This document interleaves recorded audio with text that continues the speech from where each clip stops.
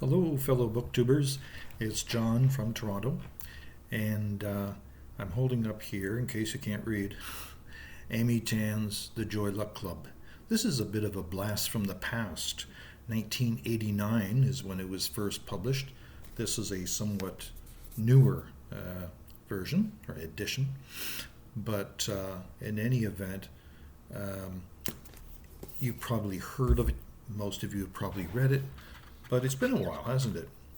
They made a really good movie of it, as you know, and I showed both the movie and assigned the book as well to usually my grade 9 class. They seem to enjoy it, some of the stories in the Joy Luck Club.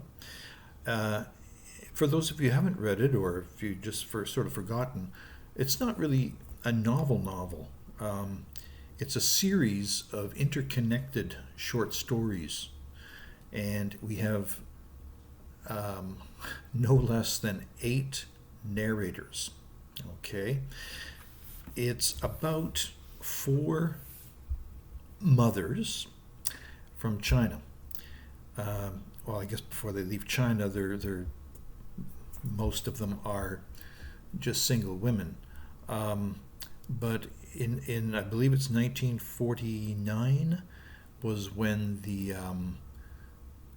Japanese attacked China, and it was a great deal of upheaval, just terrible tragedy, and so China was not the place it is today. That's for sure. So these 4 Chinese women, individually, they didn't know each other back then. They, for different reasons and at different times, I suppose, they leave China for America. And they end up in San Francisco, in California. And they find husbands. And,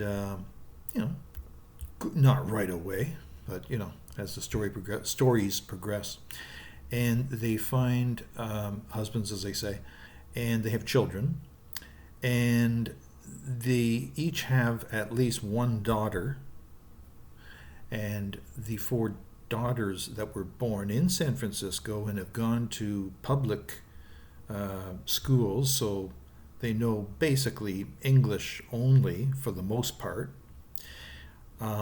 So what develops is not only a generation gap that you'll find in every family, middle-aged parents and teenage children, but also a culture gap, because the mothers had wanted their daughters that were born in America to have all the advantages of being an American citizen, so they more or less didn't tell them too much about China. But they did instill certain discipline that their own mothers had taught them when they were back in China. So it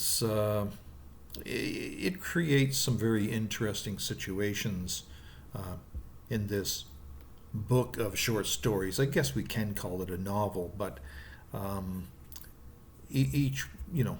each story could stand alone as itself as a short story. Okay, that's what I'm trying to say, I guess.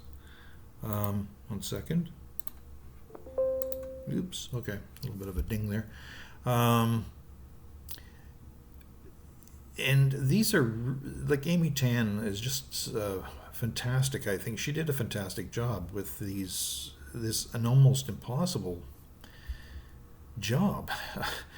I mean, you've got 8 narrators. You've got 4 mothers telling stories about sometimes life in China, and then also, the struggles they went through with raising their daughters in America.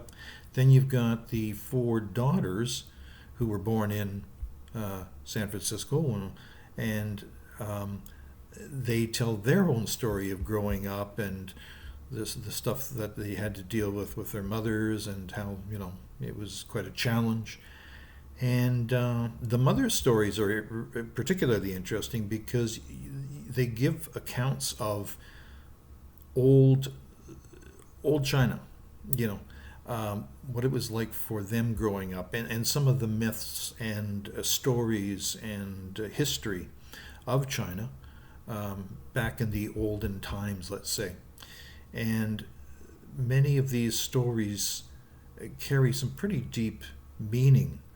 Um, and even the daughters that hear these stories from their mothers find value in, sorry, in these stories. And there's a lot of insightful moments in each of these short stories. It's really quite a treasure to read, and the movie's not too bad either. Movie was quite good. I was surprised that it didn't win an Academy Award. I'm not sure, but I don't think it was even nominated. You could check into that and let me know. But that was a big surprise for me because I thought it was an amazing movie. I believe it was directed by Oliver Stone, if I'm not mistaken. Another thing you could double check for me, maybe. And so I just wanted to give this book a little bit of a dusting off, I guess, and maybe some of you can let me know your experiences with reading the Joy Luck Club, or if you have read it or not. So I just wanted to do this short video and just bring that out and see what you think of the Joy Luck Club. I think it's well worth the read. Interesting thing about it is that men characters are pretty much, not really there. They serve as background information, and the women's stories really shine big. And I really enjoyed it. I found that I learned a lot about China growing up in America as a child of Chinese parents, Chinese mothers in particular, because as I say, the men aren't mentioned too much. And it just gave me another perspective, and that's one of the main things I like about reading, is that you get different perspectives on life and what's important to people, and how they deal with the obvious ups and downs of life. And if you haven't read it yet, I highly recommend it. So I hope to hear from you, and I hope you enjoyed this little trip down memory lane. Thank you very much, and have a great night. Bye-bye for now.